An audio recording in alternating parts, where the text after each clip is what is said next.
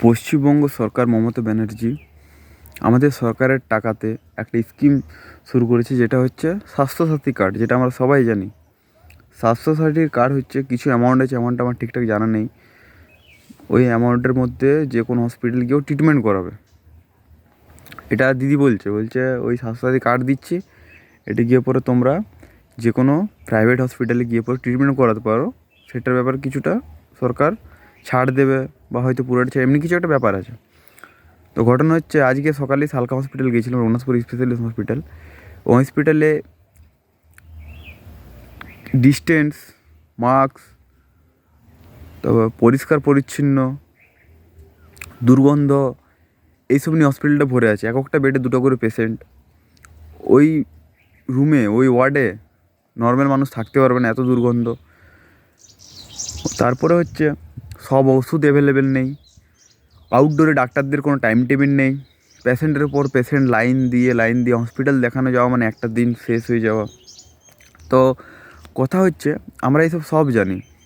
স্বাস্থ্যসাথী কার্ডটা সরকার দিচ্ছে, এটা একটা স্ক্যাম। এটা সরকার, তুমি স্বাস্থ্যসাথী কার্ডটা এত অ্যাপ্লাই হয় বা টাকা পয়সা পাওয়া যায় বা চেক আপ হয় কিনা সেটার ব্যাপারে আমি এখনও জানি না, কিন্তু আমার নিজের নেই, আমি জানিও না। তো ঘটনা হচ্ছে, এত হসপিটাল আছে, সরকারি হসপিটাল, এগুলো কেন ঠিক করছে না? স্বাস্থ্যসাথী কার্ড ফার্ড এইসব কেন? ওয়াই?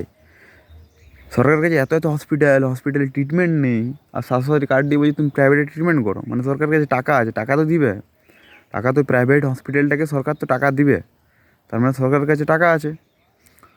তো যখন টাকা আছে, তাহলে এই সরকারি হসপিটালগুলো ঠিক করছে না কেন? এগুলোতে প্রায় মোটামুটি সব কিছু ট্রিটমেন্ট, টাইম টেবিল, পরিষ্কার পরিচ্ছন্ন, এইসবগুলো মেনটেন করছে না কেন? কারণ সরকার জানে যে টাকা বার করতে হবে তো আমাকে।